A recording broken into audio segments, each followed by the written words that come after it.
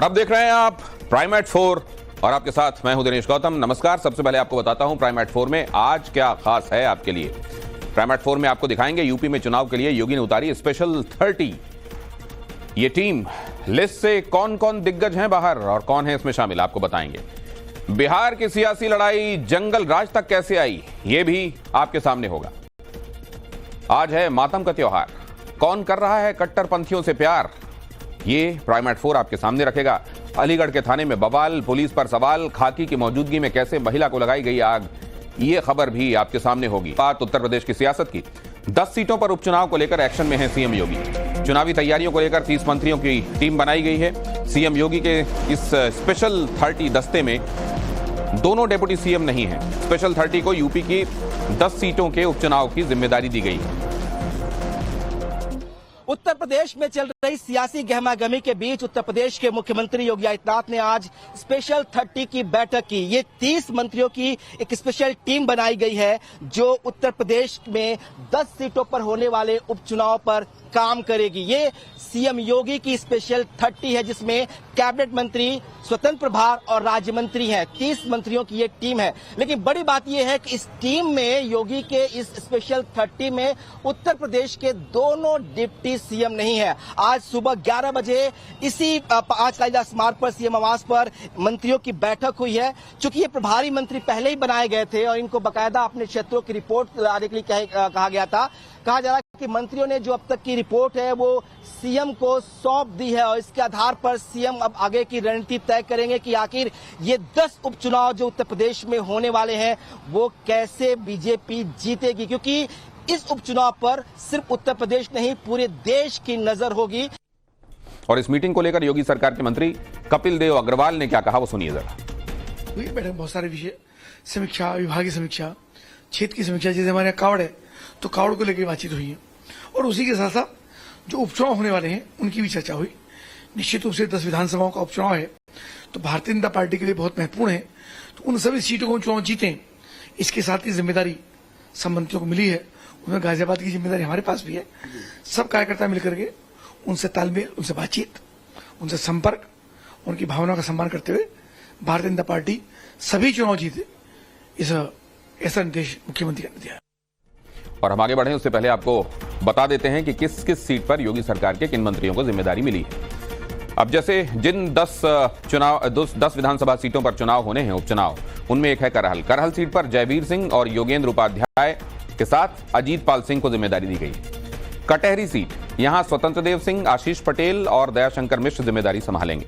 Sisamau seat पर सुरेश खन्ना और नितिन अग्रवाल को जिम्मेदारी मिली है, जबकि मिल्कीपुर में सूर्य प्रताप शाही, मयंकेश्वर शरण सिंह, गिरीश यादव और सतीश शर्मा को जिम्मेदारी दी गई है। ये महत्वपूर्ण सीट है, आप जानते हैं ये फैजाबाद की लोकसभा के भीतर आने वाली विधानसभा की सीट है।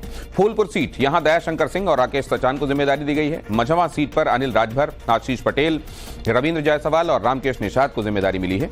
गाजियाबाद सदर सीट पर सुनील शर्मा, ब्रिजेश सिंह और कपिल देव अग्रवाल को जिम्मेदारी दी गई है। वहीं मीरापुर सीट में अनिल कुमार, सोमेंद्र तोमर और केपीएस मलिक को जिम्मेदारी दी गई है। खैर सीट, यहां पर लक्ष्मी नारायण चौधरी और संदीप सिंह को जिम्मेदारी दी गई है। कुंदर की सीट पर धर्मपाल सिंह, जेपीएस राठौर, जसवंत सैनी और गुलाब देवी को जिम्मेदारी मिली है। और इस बीच मीटिंग में सीएम योगी का मंत्रियों को निर्देश गया है, प्रभारी मंत्री हफ्ते में कम से कम 2 दिन क्षेत्र में रहें।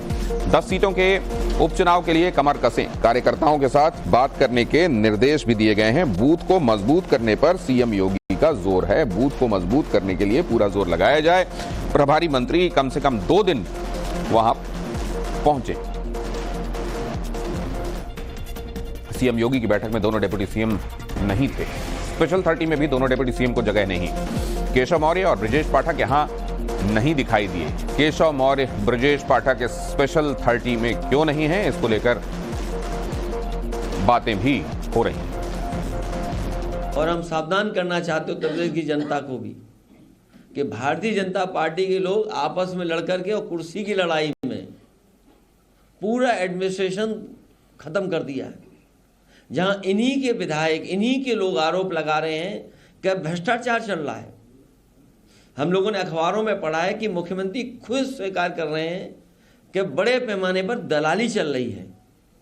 जिस प्रदेश के मुख्यमंत्री खुद स्वीकार कर रहे हों कि दलाली हो रही हो और अखबारों में बड़ा बड़ा लिखा हो कि दलाली हो रही है, तो जनता जानती होगी कि कितनी दलाली हो रही है।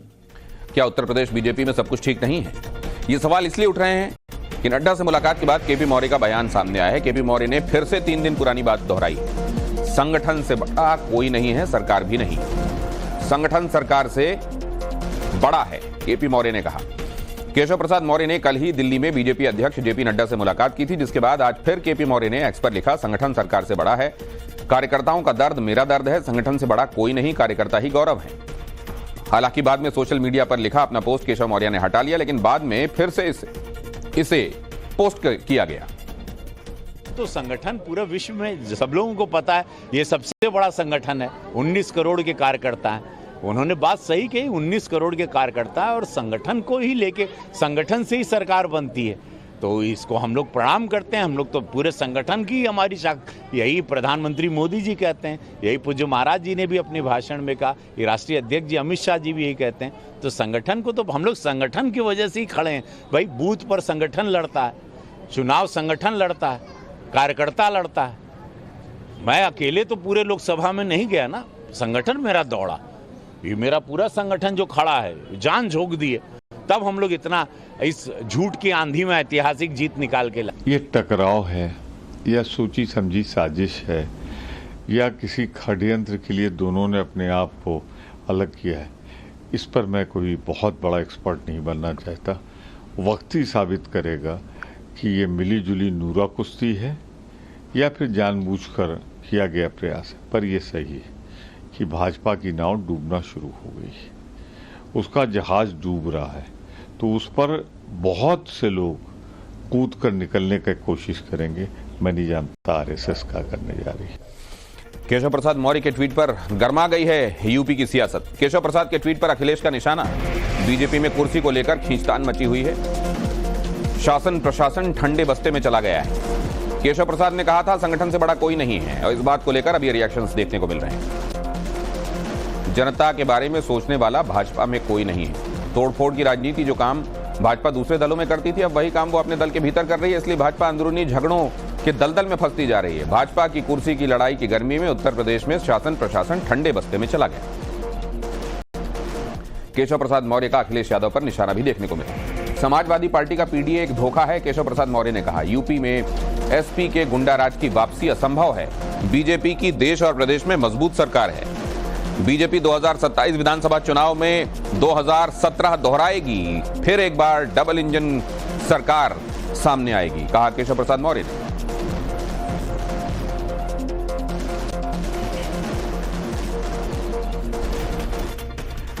और यहां यूपी की सियासत से जुड़ी एक और बड़ी खबर दिखा देता हूं आपको। जेपी नड्डा और केपी मौर्य की मीटिंग के अंदर की खबर है ये। मौर्य ने कहा योगी सरकार में काम नहीं करना चाहते।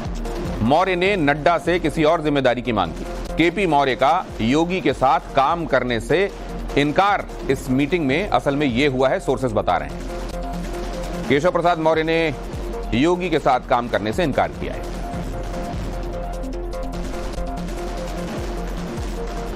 और इस वक्त की एक और बड़ी खबर आपको बता देता हूं सोर्सेस के हवाले से। उत्तर प्रदेश में सीएम पद पर बने रहेंगे योगी आदित्यनाथ। योगी आदित्यनाथ मुख्यमंत्री के पद पर बने रहेंगे, क्योंकि इसको लेकर भी अटकलें चल रही हैं कि आगे क्या होने वाला है। यूपी के सीएम पद को लेकर आला कमान के संदर्भ में यह स्पष्ट है कि कोई चर्चा नहीं हुई है। बदले जाने के संदर्भ में कोई चर्चा नहीं हुई है। उत्तर प्रदेश संगठन में हो सकता है व्यापक बदलाव। योगी मंत्रिमंडल में भी बदलाव की संभावना है। पार्टी आला कमान यूपी के और भी नेताओं से अभी फीडबैक लेने वाला है।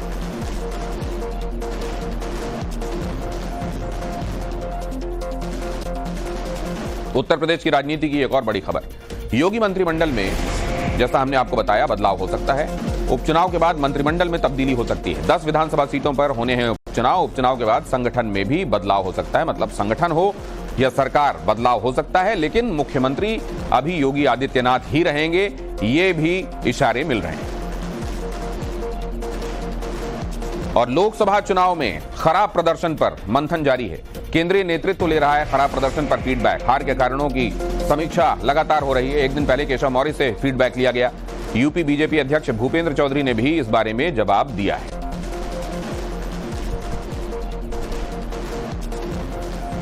और अब आपको बहुत जल्दी से ये बता देते हैं कि अब तक की एनालिसिस में सामने क्या आया है।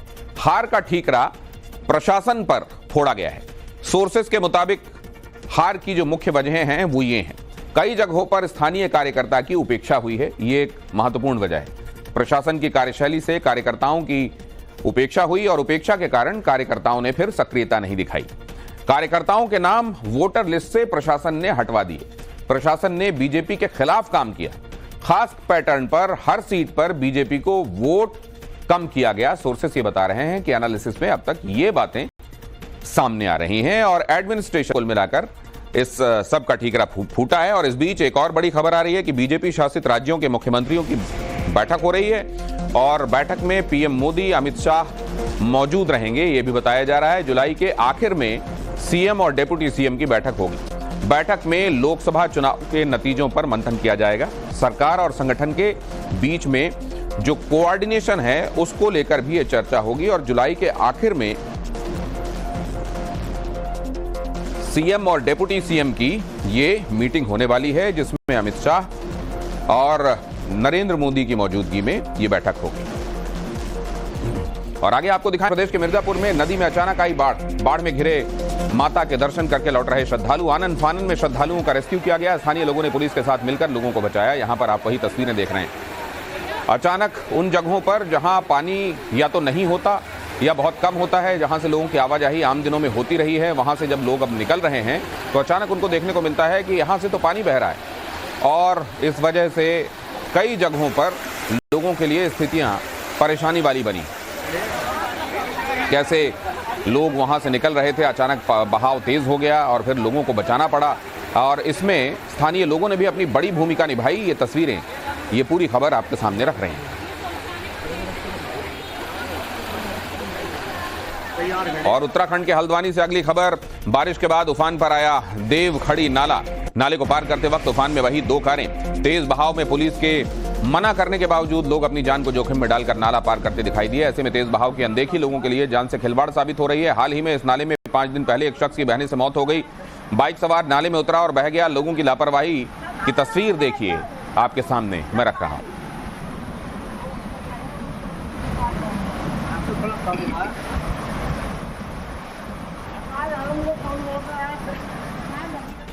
और छत्तीसगढ़ के धमतरी से यह खबर, सोंढुर नदी है यहां, इसमें अचानक सैलाब आ गया और इसमें फंस गया एक ट्रैक्टर। तेज बहाव के बीच ड्राइवर को लोगों ने किसी तरह से बचाया। नदी पर पुल नहीं होने से लोगों को यहां परेशानी होती है और ये रिपोर्ट्स भी पहले भी सामने रखी गई हैं। तेज बारिश के बाद अचानक नदी में सैलाब आ गया और फिर उसके बाद जो स्थितियां बनी यहां पर देखिए। ट्रैक्टर चालक बहने लगा, उसको लोगों ने किसी तरीके से बचाया। ये सोंढुर नदी है और धमतरी की ये तस्वीरें।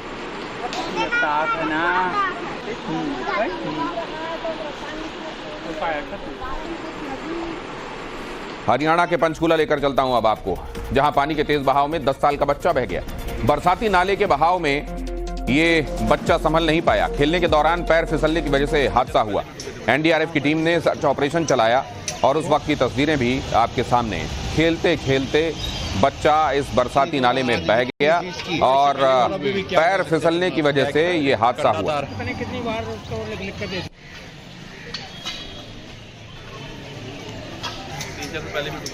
उत्तराखंड के चंपावत से यह खबर देखिए।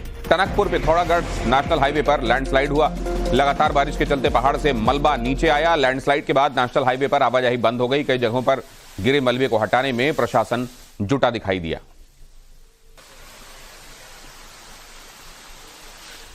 जंगलराज वाले बयान पर बीजेपी का पलटवार। गिरिराज सिंह ने कहा, जिनके राज में शोरूम से गाड़ियां लूट ली जाती थीं, वो आज हमें ज्ञान दे रहे हैं।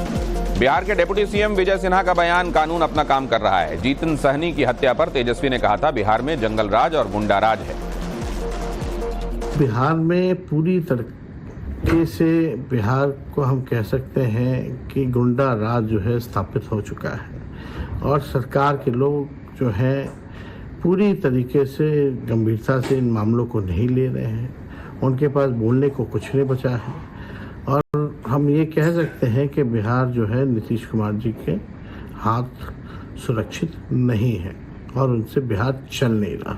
वही लोग हैं ना जिनके राज्य में नवविवाहिता बेटियों को गाड़ी से उतार दिया जाता था, गाड़ी छीन ली जाती थी, वो शोरूम से गाड़ियां निकाल ली जाती थी।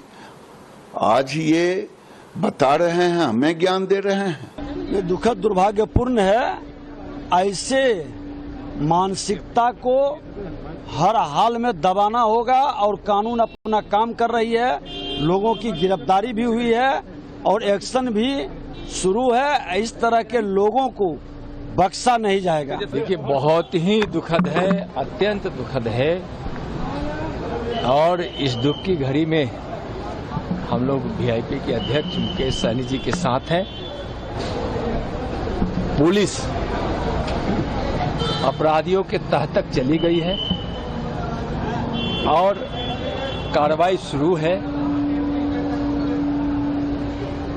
सरकार बड़ी तत्परता से और गंभीरता से उस विषय को लिया है। जीतन सहनी हत्याकांड की जांच तेज हो गई है। सीसीटीवी फुटेज के आधार पर हिरासत में लिए गए हैं 2 संदिग्ध। पुलिस इन संदिग्धों से लगातार इंटरोगेट कर रही है। एसआईटी को घर के पीछे कागजात से भरा एक लाल बक्सा भी मिला है।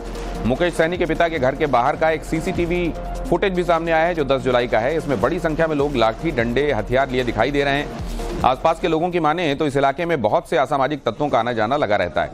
10 जुलाई के इस फुटेज में दिखाई दे रहा है कि कई लोग आते हैं, फिर मुकेश सहनी के पिता जीतन सहनी के घर में घुस जाते हैं। हालांकि अभी इस बात की पुष्टि नहीं हुई कि मर्डर से सीसीटीवी का कोई लिंक है या नहीं है।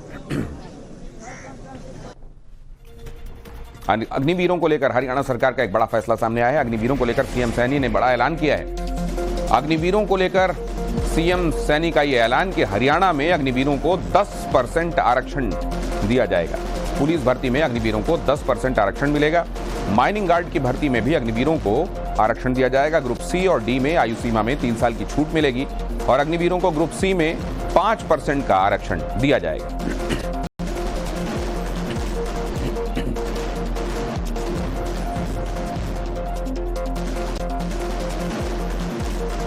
पर ज्योतिर्मठ के शंकराचार्य को मंदिर समिति की चुनौती।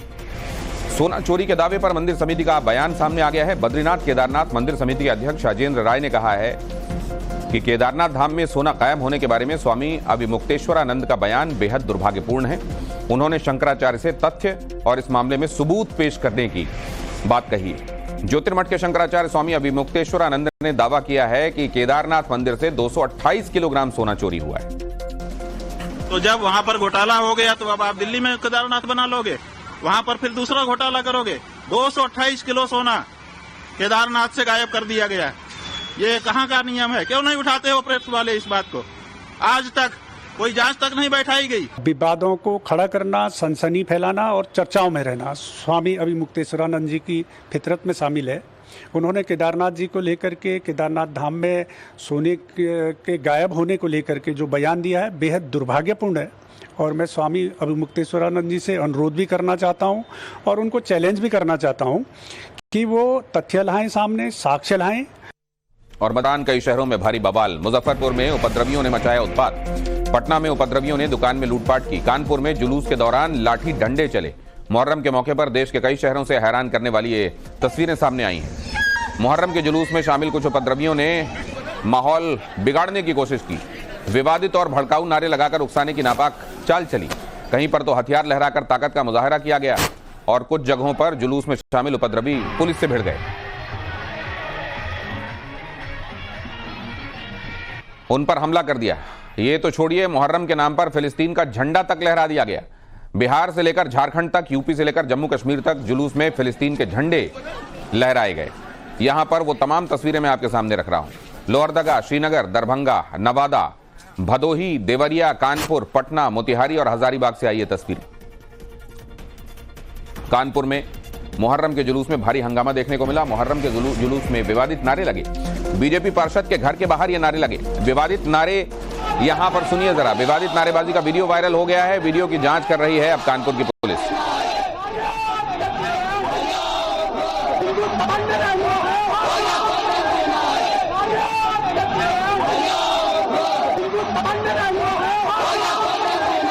एक प्रकरण सोशल मीडिया के माध्यम से संज्ञान में आया है, जो एक वीडियो की शक्ल में वायरल हो रहा है, जिसमें बताया जा रहा है कि कुछ लोगों के द्वारा नारे लगाए जा रहे हैं। रात्रि का समय प्रतीत हो रहा है। तत्काल प्रभाव से इसकी जांच के आदेश डीसीपी को दे दिए गए हैं और सत्यता के आधार पर इस पे अभियोग पंजीकृत कराकर आवश्यक विधिक कार्रवाई की जाएगी। इसमें जो भी दोषी होगा उसके विरुद्ध कठोरतम कार्रवाई अमल में लाई जाएगी। प्राइमेट 4 में कल हमने आपको दिखाया था इस तरह की तस्वीरें अमेठी से, और अब बाकी जगहों से भी, कानपुर से भी। एक और कानपुर से मुहर्रम से जुड़ी एक और बड़ी खबर आपको बता देते हैं। कानपुर में मुहर्रम के जुलूस में हंगामा हुआ। मुहर्रम के जुलूस में यहां लाठी और डंडे तक चले हैं। पुलिस के सामने उपद्रवियों ने यह बवाल काटा। घटना के बाद जांच में इलाके की पुलिस जुटी हुई है।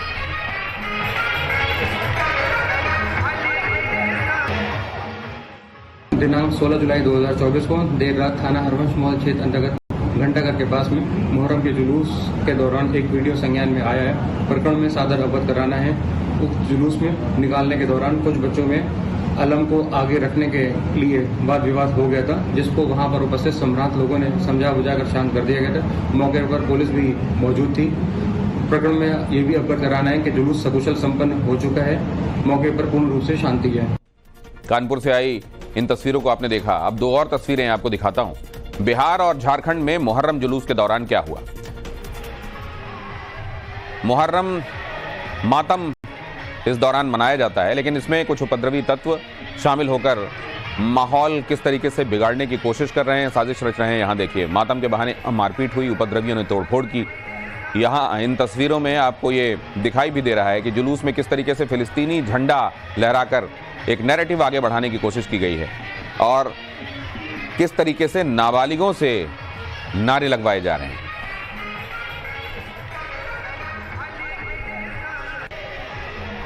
मुहर्रम में जुलूस के नाम पर माहौल बिगाड़ने की कोशिश कैसे की गई, मैं लगातार आपको दिखा रहा हूं। उपद्रवियों ने कैसे उत्पात मचाया, अराजकता देखने को मिली, ये भी हम आपको दिखा रहे हैं।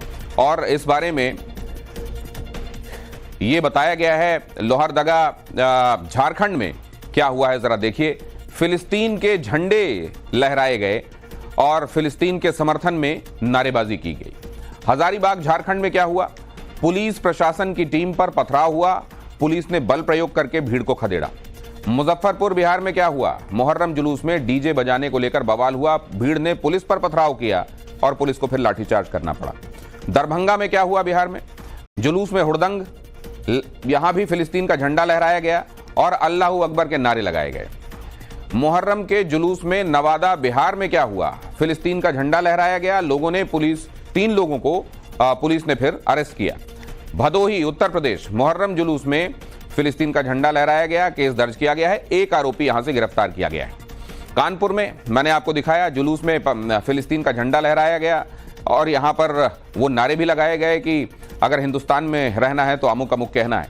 यहां पर देवरिया उत्तर प्रदेश में मुहर्रम जुलूस में फिलिस्तीन का झंडा लहराया गया, पुलिस वीडियो की सत्यता की जांच कर रही है। अमेठी कल मैंने आपको दिखाया था, मुहर्रम के जुलूस के दौरान आपत्तिजनक नारे लगाए गए कि हिंदुस्तान में रहना है तो या हुसैन कहना है। श्रीनगर में क्या हुआ, जम्मू कश्मीर, मुहर्रम के जुलूस के दौरान फिलिस्तीन के झंडे यहां भी लहराए गए। जम्मू और कश्मीर पुलिस ने यूएपीए के तहत कुछ लोगों पर मामला दर्ज किया है।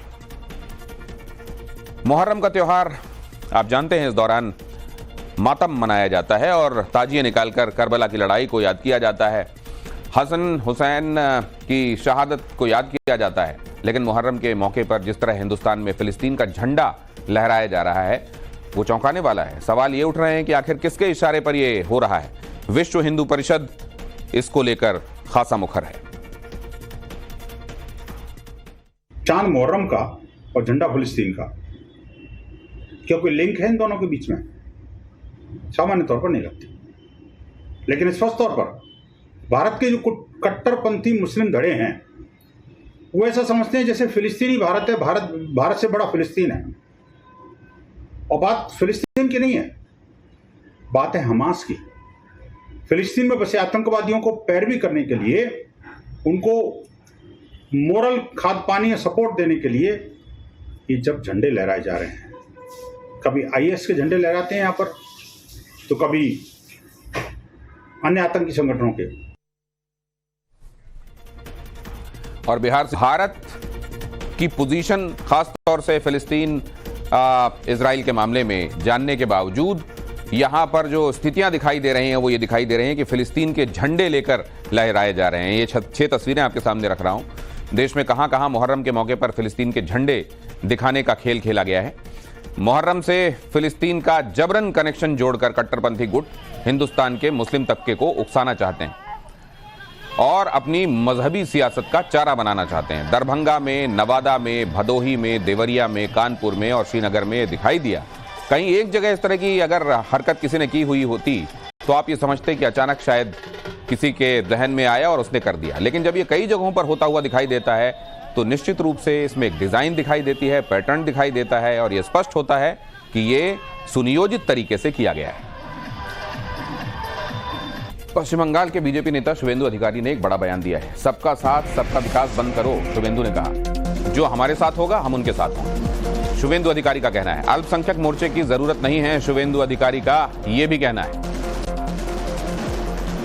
একসাথে লড়বো তো সবাই মিলে লড়বো, আমরা জিতবো, হিন্দু বাঁচাবো, সংবিধান বাঁচাবো। আর বলবো আমিও বলেছি রাষ্ট্রবাদী মুসলিম, আপনারাও বলেছেন সবকা সাথ সবকা বিকাশ। আর বলবো না, বলবো जो हमारे साथ हम उनका साथ, जो हमारे साथ